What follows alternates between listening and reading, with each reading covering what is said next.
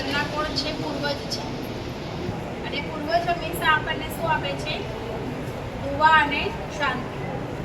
પણ જ્યારે આપણા ઘરમાંથી કોઈ નાનકડું બાળક દેહ છોડે છે તો એ ફરિશ્તો બની જાય છે.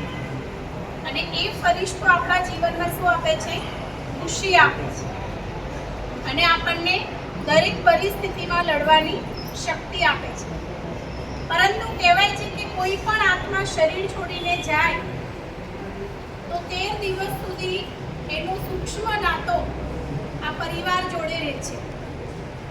અને 13 દિવસથી આપણે જે કંઈ હિન્દુ ધર્મ પ્રમાણે વિધિ વિધાન કરીએ છીએ એ બધું જ કરવા છતાં પણ જો આપણી આંતરની અંદરથી રડતી હોય તો એ આત્માને અહીંયાથી શાંતિ મળતી નથી.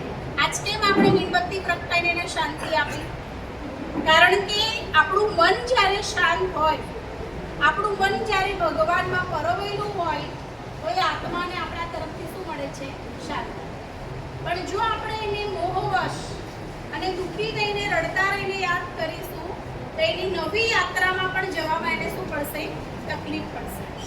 તો જે પણ આપણે અહીંયા બેઠા છે એ આત્મા પાછળ એક પણ દુઃખનું આંસુ પાડ્યા વગર આવેલી પરિસ્થિતિને આપણે સ્વીકાર કરીએ અને મનને અને પરમાત્માને યાદ કરીને સમજાવીએ કે મૃત્યુ એ આ જીવનની અંદર મારા તમારા બધાનું ફિક્સ છે. ફક્ત આપણને તારીખ, સ્થળ અને કારણ નથી ખબર એટલે આપણને અત્યારે કંઈ ખબર નથી પડતી. પરંતુ અહીં બેઠેલા હું અને તમે આટલામાં દુઃખી હોય તો આપણે બધા વાદા રાખીએ છીએ. કઈ રાખીએ માતાઓ? કઈ વાદા રાખીએ? કે છૂટી જાય તો સારું. અને અમને ઘણી બધી જગ્યાએ જળ પીવડાવવા બોલાવે છે કે બેન તમે અમૃત જળ પીવડાવો અને એમને જવામાં તકલીફ પડે નહીં.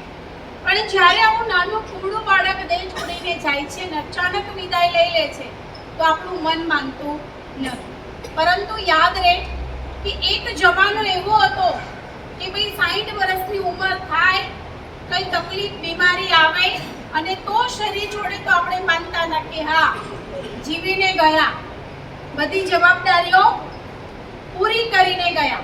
પણ હવે કલયુગમાં એવું નથી રહ્યું. કહેવાય છે કે કલયુગમાં મનુષ્ય આત્માઓએ પાપ કરવાની મશીનરી બહુ ફૂલ ફાસ્ટ કરી દીધી છે.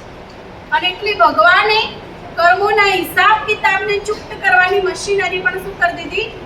ફાસ્ટ.